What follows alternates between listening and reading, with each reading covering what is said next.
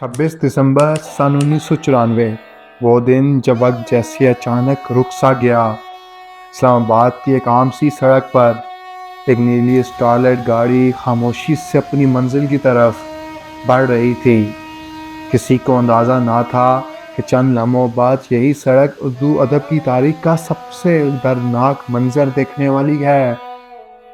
ایک حادثہ، ایک اچانک ٹکر اور پھر خاموشی۔ یہ صرف ایک کار ایکسیڈنٹ نہیں تھا، یہ اردو ادب کی اس آواز کی خاموشی تھی جو برسوں سے دلوں کے اندر چھپے احساسات کو زبان دیتی آ رہی تھی۔ یہ اس عورت کی جدائی تھی جس نے ہمیں سکھایا کہ محسوس کرنا کمزوری نہیں اور لکھ دینا بغاوت نہیں بلکہ سچائی ہے۔ پروین شاکر صرف ایک شاعرہ نہ تھی، وہ ایک پورے عہد کی ترجمان تھی، ایک ایسی نسل کی آواز تھی جو محبت بھی کرنا چاہتی تھی اور خودداری بھی بچانا چاہتی تھی۔ جب ریڈیو اور ٹی وی پر یہ خبر نشر ہوئی کہ پروین شاکر ہم میں نہیں رہی تو پورے ملک میں جیسے ایک سناٹا چھا گیا۔ مشاعرے رک گئے، ادبی محفلیں خاموش ہو گئی اور گھروں میں لوگ ان کی کتابیں دوبارہ کھول کر بیٹھ گئے، جیسے سب یہ یقین کرنا چاہتی ہوں کہ وہ واقعی چلی گئی ہیں۔ مر بھی جاؤں تو کہاں لوگ بھلا ہی دیں گے، لفظ میرے ہونے کی گواہی دیں گے۔ اور واقعی پروین شاکر آج بھی اپنے لفظوں میں زندہ ہے۔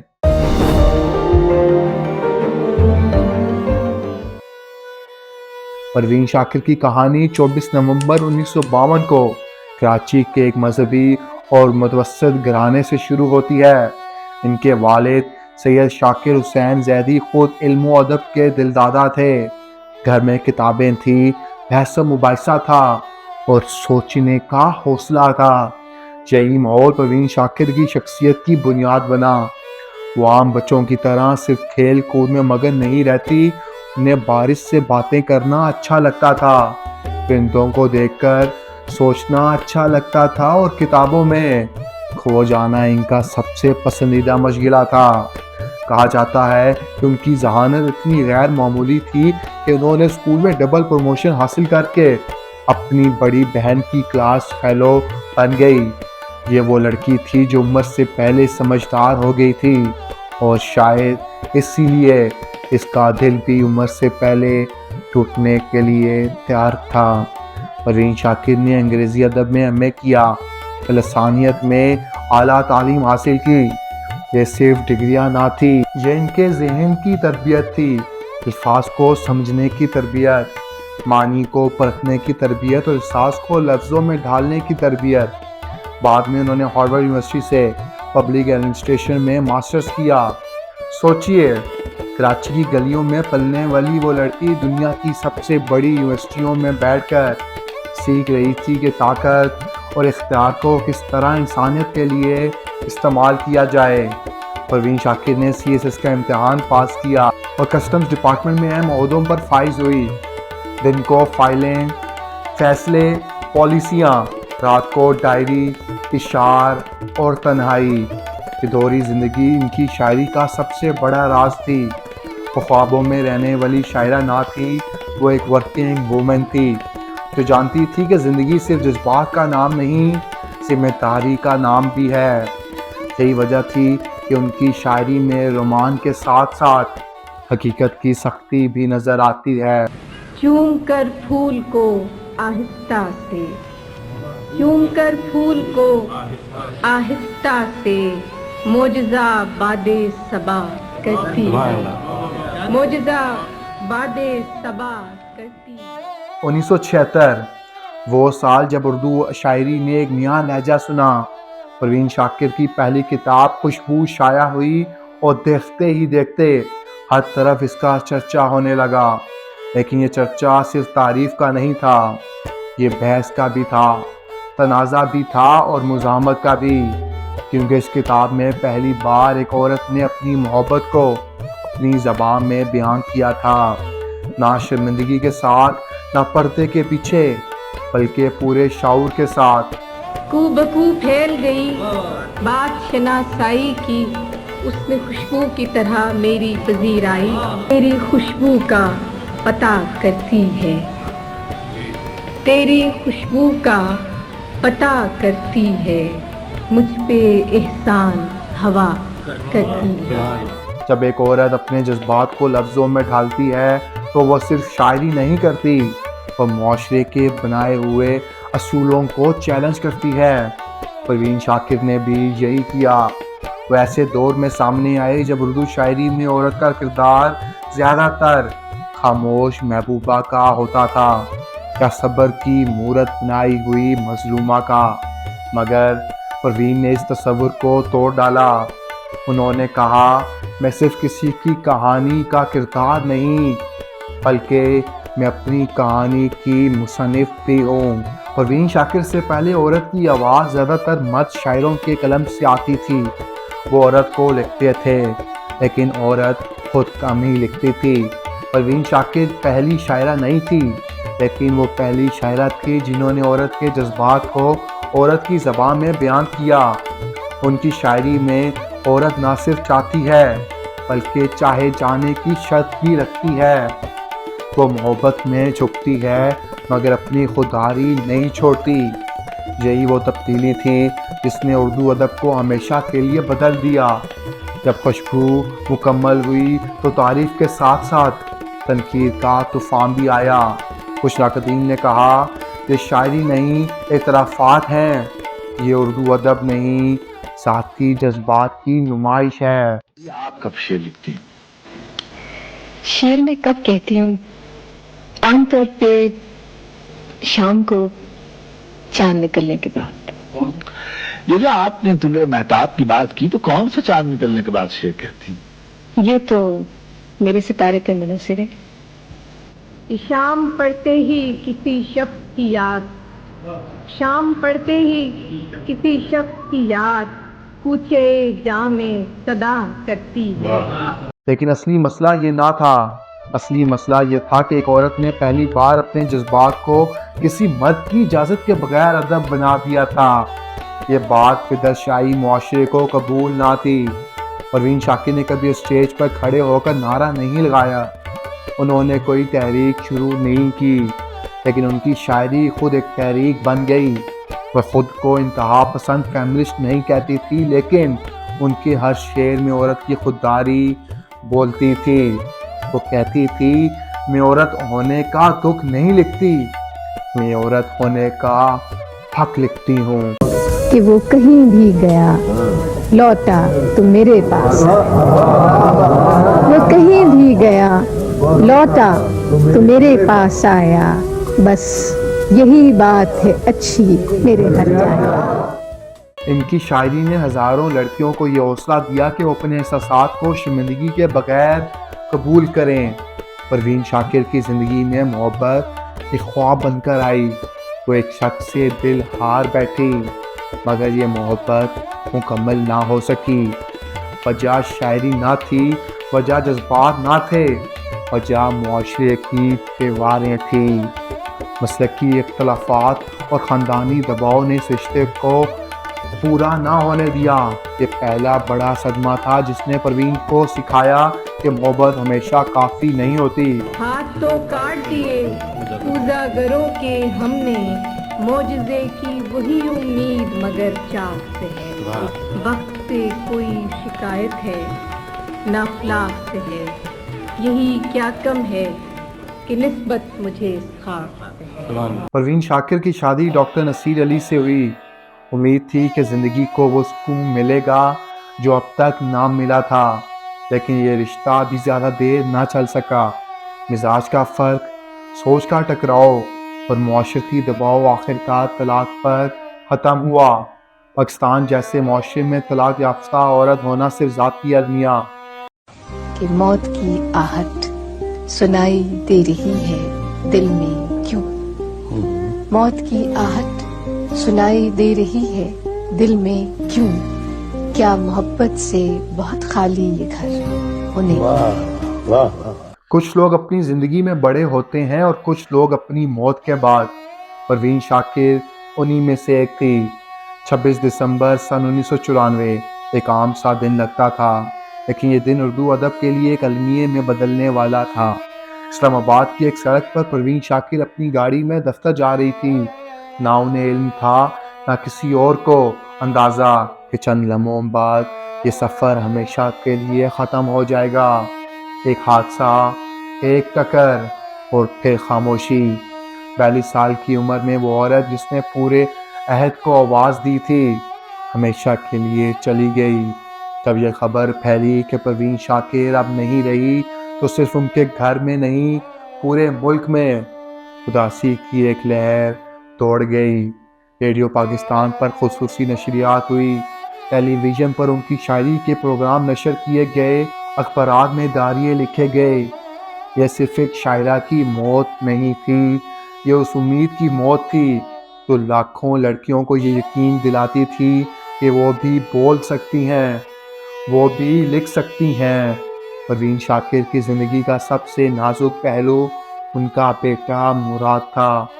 جب وہ دنیا سے رخصت ہوئی تو مراد ابھی بہت چھوٹا تھا، ایک ماں جو اپنی شاعری میں ہر درد لکھ سکتی تھی، لیکن ایک بیٹے سے جدا ہونے کا درد کبھی نہیں لکھ سکی۔ لوگ آج بھی سوال کرتے ہیں کیا مراد نے کبھی اپنی ماں کی شاعری پڑھی ہوگی، اور جواب ہوتا ہے ہاں، لیکن اس کے لیے یہ صرف اشعار نہیں، یہ اس کی ماں کی آواز ہے جو آج بھی اسے حوصلہ دیتی ہے۔ پروین شاکر کو اسلام آباد کے چیڑ قبرستان میں سپرد خاک کیا گیا۔ اس دن صرف چند لوگ نہیں آئے تھے، ایک پورا عہد آیا تھا انہیں الوداع کہنے۔ ادبی شخصیات، شاگرد، مداح اور وہ عام لوگ جنہوں نے کبھی انہیں دیکھا بھی نہیں تھا لیکن ان کی شاعری میں اپنی کہانی دیکھی تھی۔ پروین شاکر کی وفات کے بعد اردو ادب جیسے چند لمحوں کے لیے خاموش ہو گیا۔ احمد ندیم قاسمی، امجد اسلام امجد، فہمیدہ ریاض، کشور ناہید سب نے یہ تسلیم کیا کہ اردو شاعری نے اپنی سب سے مضبوط نسائی آواز کھو دی ہے۔ وقت سے کوئی شکایت ہے نہ افلاک سے ہے، یہی کیا کم ہے کہ نسبت مجھے اس خاک سے ہے۔ یادگاری محفلیں سجی، ان کی کتابوں کے نئے ایڈیشن شائع ہوئے اور ہر جگہ ایک ہی بات کہی گئی، پروین شاکر کے بعد کوئی بھی شاعرہ ویسا لہجہ دوبارہ نہ لا سکی۔ وہ دہلی کی نجومی کی بات کہ تمہاری عمر مختصر ہے اور تمہارا خون سڑک پر بہے گا۔ جب لوگ اس حادثے کو یاد کرتے ہیں تو اکثر کام چاہتے ہیں، کیا یہ محض اتفاق تھا یا واقعی کچھ کہانیاں پہلے ہی لکھی جا چکی ہوتی ہیں؟ پروین شاکر نے اس پیش گوئی کو غلط ثابت کرنے کی کوشش کی، زیادہ لکھا، زیادہ جیا، لیکن قسمت اپنا فیصلہ سنا چکی تھی۔ پروین شاکر نے جانے کے بعد ایک نئی نسل سامنے آئی۔ وہ لڑکیاں جو اب شاعری لکھ رہی تھی، انہیں معلوم تھا کہ ان سے پہلے کسی نے راستہ بنایا ہے، وہ راستہ پروین شاکر نے بنایا تھا۔ آج پاکستان ہی نہیں، بھارت، برطانیہ، کینیڈا اور مشرق وسطیٰ تک جہاں بھی اردو بولی جاتی ہے، پروین شاکر کا نام احترام سے لیا جاتا ہے۔ آج کے دور میں جب سوشل میڈیا پر پروین شاکر کے اشعار ریلز اور پوسٹ کی شکل میں نظر آتے ہیں تو کچھ لوگ کہتے ہیں یہ صرف اداس کورس ہیں، لیکن سچ یہ ہے کہ اداسی نہیں، یہ تاریخ ہے، یہ ایک عورت کی جدوجہد کی تاریخ، ایک شاعرہ کے حوصلے کی تاریخ، ایک ماں کے صبر کی تاریخ۔ اگر پروین شاکر آج زندہ ہوتی تو کیا لکھتی؟ شاید وہ لکھتی سوشل میڈیا کی جھوٹی محبت پر، کیریئر اور گھر کے بیچ کسی عورت پر، سنگل ماؤں کے دکھ پر، جذباتی تھکن پر، لیکن ایک بات یقینی ہے، وہ آج بھی سچ ہی لکھتی، اور سچ ہمیشہ سب سے مہنگا ہوتا ہے۔ پروین شاکر کی کہانی نہ ختم نہیں ہوتی، کیونکہ کچھ لوگ مرنے کے بعد بھی زندہ رہتے ہیں۔ وہ آج بھی ہر اس لڑکی کے دل میں زندہ ہے جو محسوس تو کرتی ہے مگر بولنے سے ڈرتی ہے۔ وہ آج بھی ہر اس عورت کے قلم میں زندہ ہیں جو سچ لکھنا چاہتی ہے مگر سماج سے گھبراتی ہے۔ کچھ لوگ صرف اپنی زندگی میں بڑے نہیں ہوتے، اپنے جانے کے بعد ایک پورا مکتب فکر بن جاتے ہیں۔ پروین شاکر بھی ایسی ہی تھی، وہ صرف ایک شاعرہ نہیں رہی، وہ ایک روایت بن گئی، ایک ایسی روایت جس میں عورت خاموش نہیں رہتی بلکہ بولتی ہے، محسوس کرتی ہے اور لکھتی ہے۔ ان کے بعد آنے والی ہر شاعرہ کسی نہ کسی طرح اس روایت کا حصہ بن گئی۔ کہ ورنہ یہ تیز دھوپ تو چپتی ہمیں بھی، ورنہ یہ تیز دھوپ تو چپتی ہمیں بھی ہے، ہم چپ کھڑے ہوئے ہیں کہ تو صاحبہ۔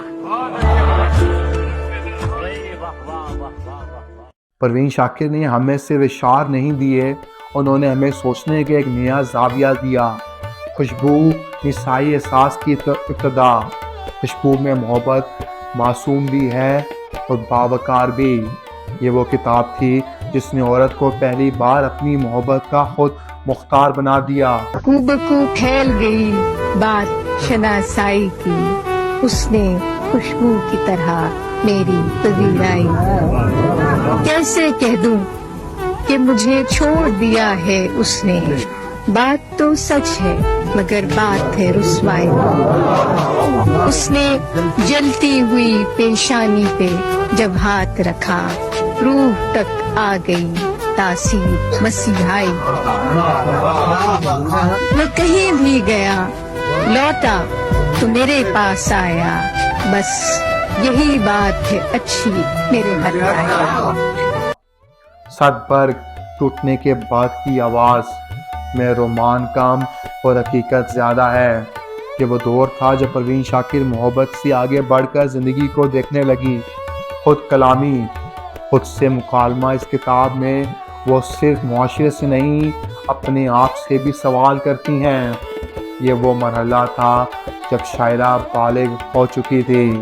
کہ میری طلب تھا ایک شخص وہ جو نہیں ملا تو پھر، میری طلب تھا ایک شخص وہ جو نہیں ملا تو پھر، ہاتھ دعا سے یوں گرا بھول گیا سوال بھی۔